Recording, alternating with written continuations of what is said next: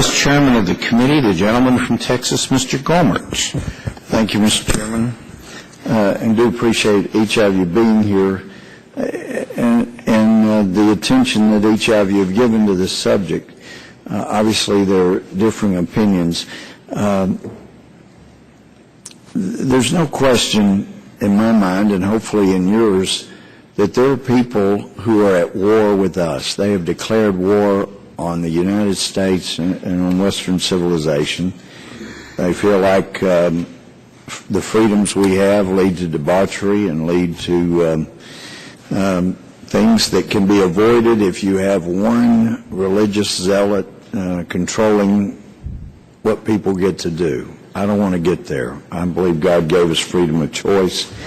And yet, when you're dealing with people at war with you, there often different parts of the Constitution come into play.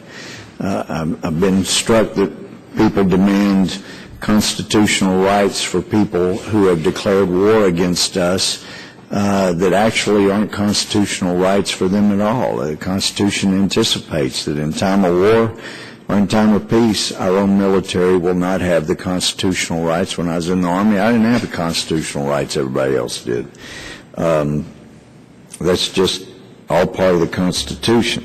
I have been concerned about parts of the Patriot Act,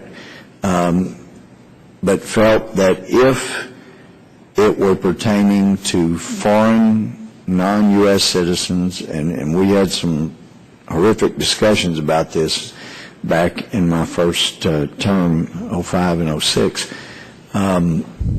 but even then it needed to be properly monitored. There were a couple of us that really pushed hard, some of us harder than others, but really pushed for having sunsets so we could have this discussion down the road. And I was pleased that we got them in on anything in the House version so that when it got to conference, it could still be used. But as the last 5 years have unfolded, it seems to be that the biggest abuses have not come in 06 or 2000 or 206 or 215, the lone wolf provision, but in the national security letters. That's where we had the IG report that was just devastating of how abusive that has been. And that is not something that's up for renewal, but I had concerns if maybe we ought to slide the NSL authority under the business records provision. I'm just uncomfortable after we saw how easily abused that could be. I think because of some of the presentations some have made in public that America is confused about the report of the national security letter abuses,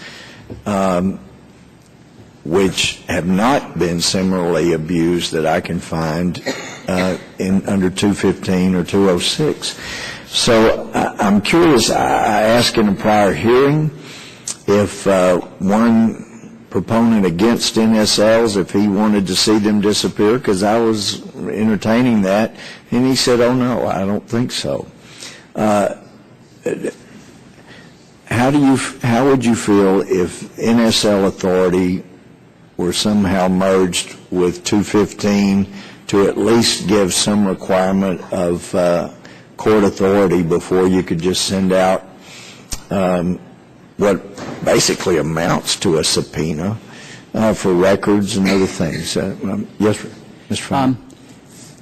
Congressman Gohmert, the first thing I'd like to do before I get specifically to that is read from this statement of the U.S. Supreme Court ex parte Milligan about the idea of war changing the constitutional matrix. And this was, of course, after the existence of the Republic had been shaken by the Civil War. I understand Merkin, and I understand, and perhaps I didn't make myself clear. I'm not talking so much in war. There are different things that apply to prisoners of war, enemy combatants, or those things like that. But I'd like to get one answer to my question. I think in one of the prior hearings it was shown that on a couple of occasions when 215 authority was sought and turned down because the judge thought it was focused on First Amendment activity, the government then went and got national security letters to, in some sense, circumvent the standards of 215.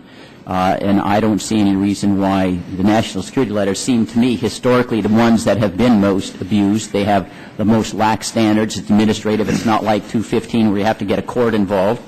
Just the FBI goes out there and says it's relevant, and that covers Time of the gentleman has expired, and the chair will clarify is that the national security letters were never a part of the Patriot Act. They were originally enacted in 1986 on a bill that was sponsored by Senator Leahy of Vermont and Representative Kastenmeier of Wisconsin.